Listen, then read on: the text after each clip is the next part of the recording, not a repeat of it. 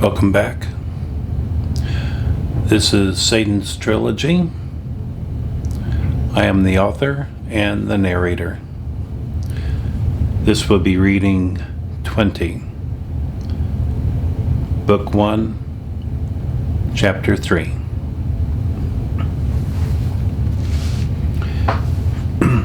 Esther, I've not had this much fun in decades, and if you need a motorcycle, then we should go find you one. Brandy just looked at Esther and started to wonder what had changed her focus. Knowing that Esther was a very capable young woman, Brandy decided not to worry about the possibilities. Thank you so much, Brandy. Let's pay for our items and find the motorcycle shop. It's called Yen's Cycle Shop. Esther and Brandy tossed their purchases into the trunk of the Avalon. Inside of the car, Esther reached over to the garment and entered the address of the cycle shop. You really do have good memory, don't you, Brandy? Said Brandy. Well, if I choose to submit something to memory, then I have nearly a perfect recall of it. But I don't try to remember everything. And I don't have what is known as a photographic memory. Esther was paying attention to the streets and signs, and she knew it would be at least 15 minutes more to the shop. And Brandy, I need to make a phone call. Do you mind if I do this while you are driving? Of course not, Esther. Not if you don't mind my listening to the conversation, Brandy laughed. Esther laughed with Brandy. Thanks, said Brandy. Esther pulled out her phone, dialed a number. Someone quickly answered on the other end. Hello, this is Mr. Polo. Mr. Polo, this is Esther Saint. How are you today?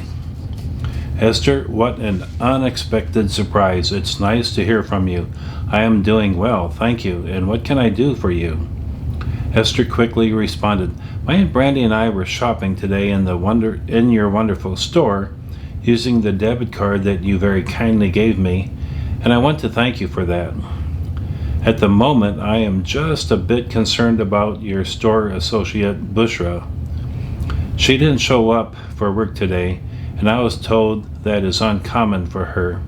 I am concerned for her and was hoping that you would give me her home address so that I could visit her. Mr. Polo hesitated for a few moments. Esther, it's against store policy, but I am certain that Bushra would appreciate a visit from a friend. Especially you. Just give me a moment. Here it is. Bushra's last name is Amer. Mr. Polo gave Bushra's address to Esther and asked that Esther let him know how Bushra was. I tried to know all of my employees, and I happen to know that Bushra has been an excellent associate. I hope she'll be back soon. Thanks, Mr. Polo, for the help. I will get back to you soon.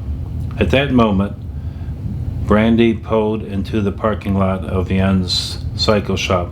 They both got out and went inside. The shop was huge, a converted warehouse. They had over 200 used motorcycles for sale and a select number of new. Esther went directly to the counter and asked for Yan.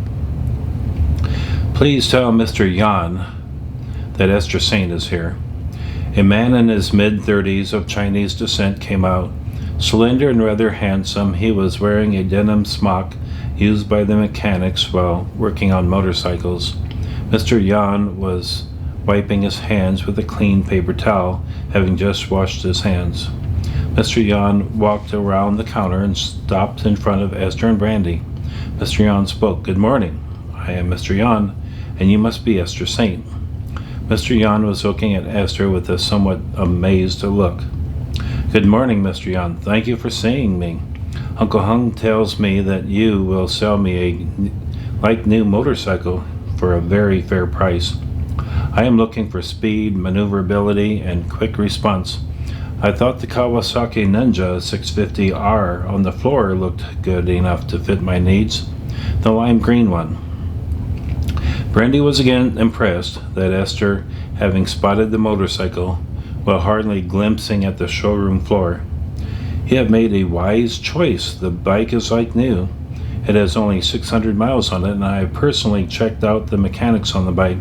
It is in pristine condition. The bike can easily go over 100 miles per hour. Retail, it is easily worth $4,500, but I am told you are family. Mr. Hung told me you are his niece. Mr. Yan looked at Esther. He was trying to gain some insight into the young woman standing in front of him. Esther, I will sell you the Ninja for $3,800, and if you bring it back to me within 6 months, and if you keep the mileage under 1,200, I'll buy it back for the same amount. Esther smiled at Mr. Yan. She had realized he was confused about her appearance, but he relied on Mr. Hung's judgment to accept Esther as family. Esther decided to respond in Chinese. You are very kind for making such a generous offer. I would like to ride it home. How long will it take to sign papers? Mr. Yan looked at Esther and smiled. He was pleased with Esther's response. If you have cash, you can ride it out of here in less than 12 minutes. That's wonderful. I have somewhere to be, and I'm afraid I may be late. Mr. Yan said, please follow me then, and we'll do this in less than 6 minutes. Esther and Brandy followed Mr. Yan up to the counter, and he pulled open a drawer with titles to every